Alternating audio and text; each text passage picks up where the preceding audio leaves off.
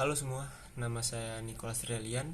Saya dari Prodi Instrumentasi, kelas Bahasa Indonesia 71 IS, NIM 21509080111013.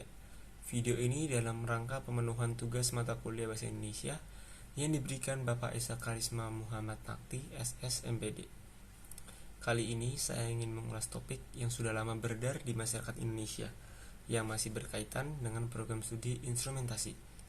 Virus COVID-19 yang sudah masuk ke Indonesia sejak Maret 2020 lalu, tepatnya pada hari Senin, tanggal 2 Maret.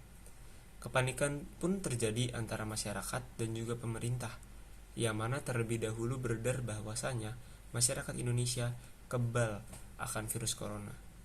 Pemerintah pun dengan cepat merespon hal tersebut dengan berupaya melakukan tindakan seperti lockdown dan juga isolasi guna menekan angka penyebaran virus corona Wuhan yang pada saat itu belum ada vaksinnya. Beberapa bulan datanglah kabar baik. Profesor Dr. Kuwatriani MSI mengumumkan penemuannya, yaitu alat pendeteksi COVID-19 cepat yang dinamakan Genos. Universitas Gadjah Mada pun memberikan anugerah UGM. Profesor Dr. Kuwatriani MSI mengatakan ia bangga dapat menerima penghargaan tersebut dan berharap untuk dapat memberikan kontribusi lebih besar lagi untuk kemanusiaan dan juga kepada masyarakat dengan ilmu yang dimilikinya. Alat pendeteksi ini dikembangkan awalnya oleh 2 orang, yaitu dengan latar belakang pendidikan matematika dan ilmu pengetahuan alam dan juga dokter. Namun, kini pengembangan alat tes COVID Genos sendiri melibatkan 6 orang peneliti dengan Profesor Dr. Kuwatriani sebagai ketua tim penelitiannya.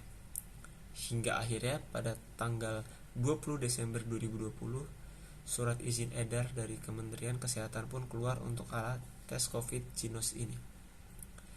Cara kerja Genos sendiri sebenarnya terbilang unik dan sangat mudah, sebab pengambilan sampel tes ini hanya berupa hembusan nafas yang tentu lebih nyaman dibandingkan swab.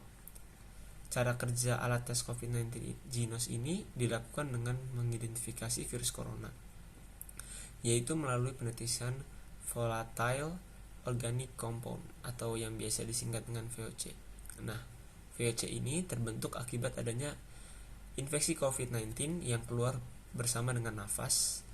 Jadi, orang yang diperiksa menggunakan Genos, orang tersebut harus mengembuskan nafas terlebih dahulu ke tabung khusus. Setelah itu, sensor-sensor yang ada di dalam tabung tersebut akan bekerja untuk mendeteksi VOC. Jika sudah, data yang diperoleh selanjutnya akan diolah dan diproses menggunakan bantuan kecerdasan buatan atau artificial intelligence sampai didapatkan hasil akhirnya.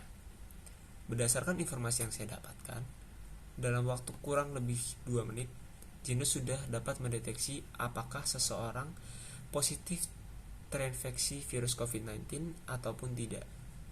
Alat tes COVID-19 ini cukup akurat karena memang diketahui memiliki tingkat akurasi yang tinggi, yaitu 97%.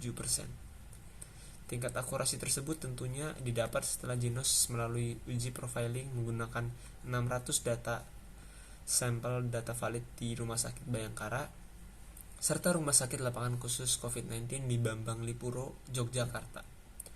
Jika diperkirakan, harga satu buah Genos sendiri dibanderol dengan harga 40 juta.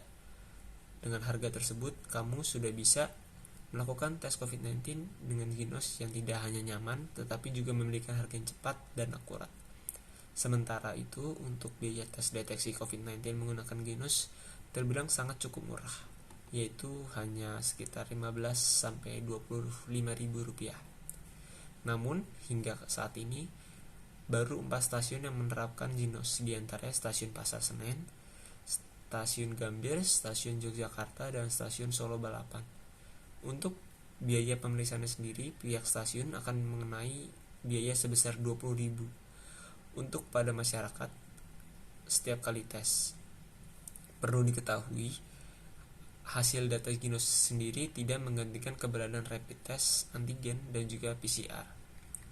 Menurut saya, Genos sendiri merupakan alat pendeteksi COVID-19 yang penggunaannya cepat, akurat, dan murah.